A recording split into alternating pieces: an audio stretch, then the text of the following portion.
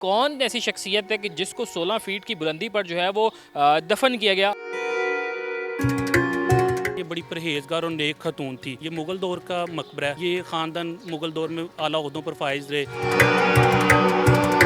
जब वो ज़िंदा भी थी तो वो इस मकबरे पे आया करती तो किसी गैर महरम की नज़र ना पड़े उन पे, तो इसलिए वो ऊपर कुरान मजीद पढ़ा करती और पास अपने हिफाजत के लिए कह लें कि वो तलवार रखा करती थी। तरीही लिहाज से तो बहुत ज़्यादा ये अहमियत की हामिल है। सरू के मकबरे से ये मशहूर है लाहौर की तरीही कुतब में भी। मुग़ल दौर में भी जितनी भी हमें कबूर मिलती हैं वो तय खानों में ही मिलती हैं।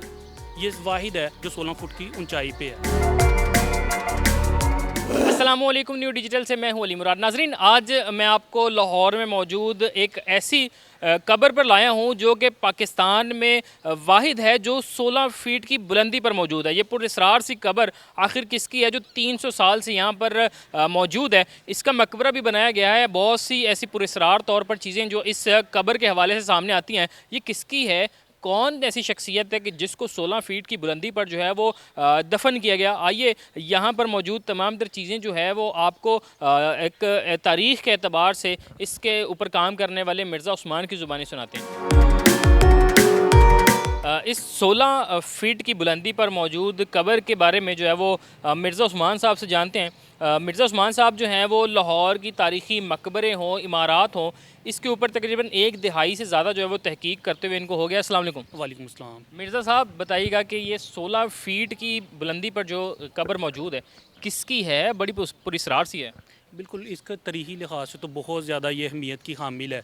चाहे ये मुग़ल दौर का मकबरा है 18 सेंचुरी में बेगम शरफ़ुन्निसा पे। अगर आप लाहौर के जितने भी मकबरे देखते हैं वो नामों से मशहूर होते हैं। नारकली का मकबरा, अली मर्दान का मकबरा, ये शायद वाहिद मकबरा इस लिहाज से भी होगा कि ये उधर मौजूद अगर आप देखें तो पौधों के बने हुए हैं। सिप्रस ना जो कि सरों का मकबरा, सरों के मकबरे से ये मशहूर है लाहौर की तरीही कुतब में भी। अच्छा, ये क्या वजह है कि अमूमन हम देखते हैं कि बहुत सी लाहौर लाहौर में ऐसी दूसरी कब्र भी मौजूद है कि जिनको या तो ज़मीन में है या तो तय खाने में है, लेकिन ये 16 फीट की बुलंदी पे क्यों है? ये इनका जो तरीही मिलता है ना, ये बड़ी परहेजगार और नेक खतून थी। ये बाग आप देख रहे हैं अब तो छोटा सा पार्क में रह गया। ये यहाँ पे कुरान पढ़ने आया करती थी। ये इस इलाके की अगर तरीह देखी जाए तो ये बेगमपुरे का इलाका है जो इन्हीं की वालदा के नाम पे बेगम जान ने आबाद किया था। उन पे ये ख़ानदान मुग़ल दौर में आला ओहदों पर फाइज़ रहे। नवाब अब्दुल समद ख़ान, नवाब ज़िक्रिया ख़ान, वो तमाम जो थे वो इन्हीं के ख़ानदान से थे। ये जो जैसे मैंने बात की कि तरीही लिहाज से बड़े इम्पोर्टेंट है, वो आज तक जितनी भी हम तरीही कुतब देखते हैं ये हम लोग साबित ही नहीं कर पाए कि ये नवाब अब्दुल समद ख़ान की बेटी थी, पोती थी, बेगम थी, कौन थी। मतलब अगर आप तारीख़ में कोई भी चीज़ अगर आप कहते हैं ना कि ये इनका बेटा है या कोई भी ये मकबरा है तो आपको उसको साबित करना पड़ता है। कोई भी ना, अगर आपने डिनाई करना है तब भी आपने साबित करना है स्ट्रॉन्ग एविडेंस के साथ कि ये इसमें। लेकिन हर एक ने वो दूसरों से जो अब इस टाइम पे आप मेरे हाथ में देख रहे होंगे तो लाहौर की दो जो बहुत अहम किताबें हैं, तहकीकात चिश्ती और तारीख़ लाहौर, इनमें इवन के अलग अलग लिखा हुआ है। अच्छा, अगर इसकी तहकीकात चिश्ती की बात की जाए तो इसके मुताबिक ये मकबरे में जो खातून है इनका क्या ताल्लुक है ज़िक्रिया साहब? अच्छा, वो तो हर एक इतना शुक्र करें कि ये ज़रूर है कि ये बेगम शरफ़ुन्निसा का मकबरा है। इस पे तो तमाम मुहक्किकीन क्या मुत्तफ़िक़ हैं, हर कोई कि ये बेगम शरफ़ुन्निसा का है। बस रिलेशन में है कि ये नवाब ज़िक्रिया ख़ान की। लेकिन अगर आप तरीही पढ़ें ना, जैसे मुझसे मेरे ख़ानदान का पूछेंगे तो मुझे पता होगा।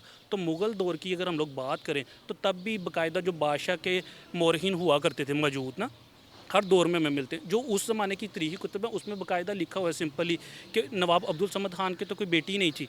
तो जो अगर आप इसका जो बाहर बोर्ड लगा हुआ है जो आर्कियोलॉजी डिपार्टमेंट ने लगाया हुआ है उसमें नवाब ज़िक्रिया ख़ान की इनको बहन करार दिया है ना, मतलब नवाब अब्दुल समद की बेटी हुई उस क्या लिहाज वजह है से। कि इनका जो रिलेशन है वो ज़िक्रिया खान साहब से वो अभी तक जो है उसका तयन नहीं हो सका कि ये उनकी बेटी थी, उनकी बीवी थी, उनकी बहन थी, अभी तक क्यों नहीं तयन हो सका? ये तो बदकिस्मती कह लेना कि हमारे पास दुनिया चाँद पे पहुंच चुकी हुई है। हम लोग साइंस में लोग दुनिया इतनी तरक्की कर चुकी हुई है, लेकिन हम लोग आज भी कि सिर्फ 300 साल पुराना मकबरा है, उससे भी कम अगर इसकी तरीही लिहाज से देखा जाए तो। लेकिन आज तक हम लोग साबित ही नहीं कर पाए कि ये इनका ताल्लुक़ क्या था। फिर कुछ लिहाज से जैसे ये बड़ी नेक परहेजगार खतून थी वो तो हमें हर कुतब में मिलता है। जैसे मैंने बताया ना कि 2-3 बातें मुश्तरका भी हैं, वो उस पर सारे मुत्तफ़िक़ हैं मुहक्किकीन। कि जैसे इलामा इकबाल ने एक पूरी उनकी अगर आप जवेदनामा किताब देखते हैं तो पूरी एक नज़म है जो इनकी पकीज़गी और परहेजगारी पे वो फ़ारसी में है।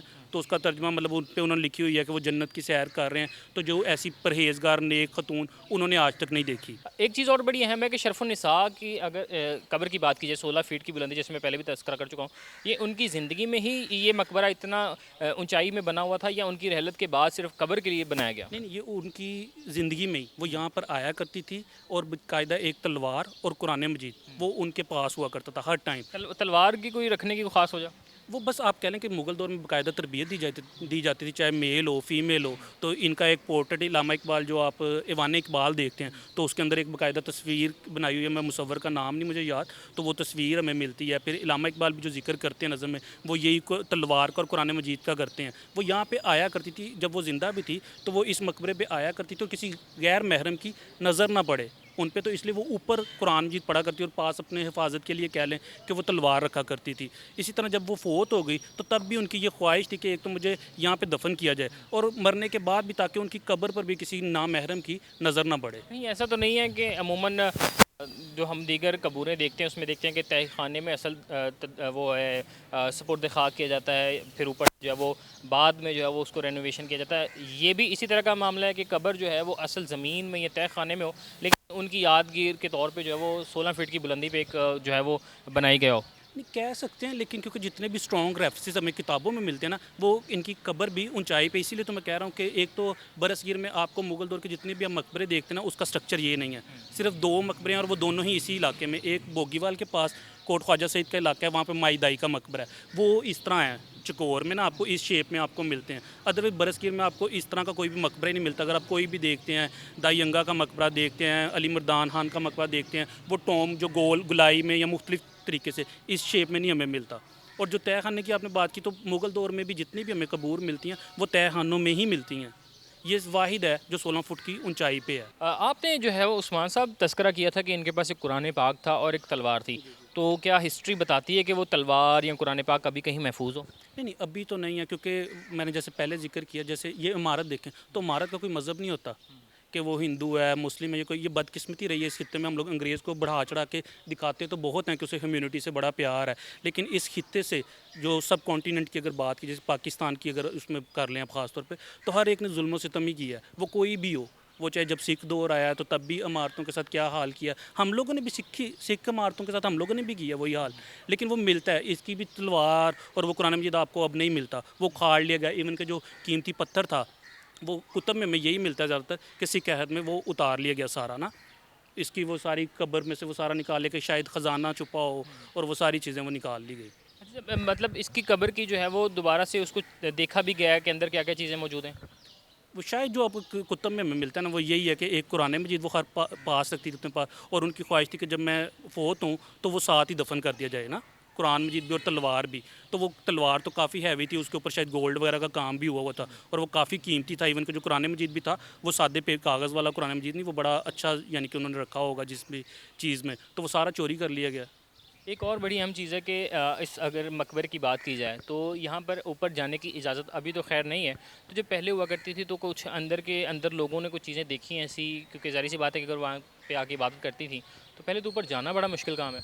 वो उन्होंने तो इसलिए बनाया था ना कि आप देखिए तीनों तरफ से बंद भी है, सिर्फ आपको एक छोटा सा दरवाज़ा मिलता है जो वो मुग़ल दौर से इसी तरह ही चली आ रहा है। बाद में होता है आर्कियोलॉजी डिपार्टमेंट के कोई उसके रिकॉर्ड में कोई हिस्सा हो, आपको नेट पे अवेलेबल हैं कुछ पिक्चर्स ना, जो ड्रोन शॉट्स वगैरह लिए। अभी तो क्योंकि दरवाज़ा बंद है तो पहले की तस्वीरें मौजूद हैं, मेरे पास भी है। जी, इनके पास भी हैं नाज़रीन। ये पाकिस्तान की और लाहौर की ऐसी वाहिद जो है वो कब्र है, ऐसा पहला मकबरा है कि जिसमें एक ऐसी ख़ातून जिसको जो है वो बड़ी पाकीज़ा ख़ातून जो है तस्वुर किया जाता था, उसकी कब्र मौजूद है। और ये सिर्फ़ कब्र जो है इस वजह से 16 फीट की बुलंदी पे बनाई गई कि ताकि कोई नामहरम जो मर्द है इसकी नज़र जो है वो उन तक ना पहुँचे। इसी के साथ अपने मेज़बान को इजाज़त दीजिए। अल्लाह ने के बाद।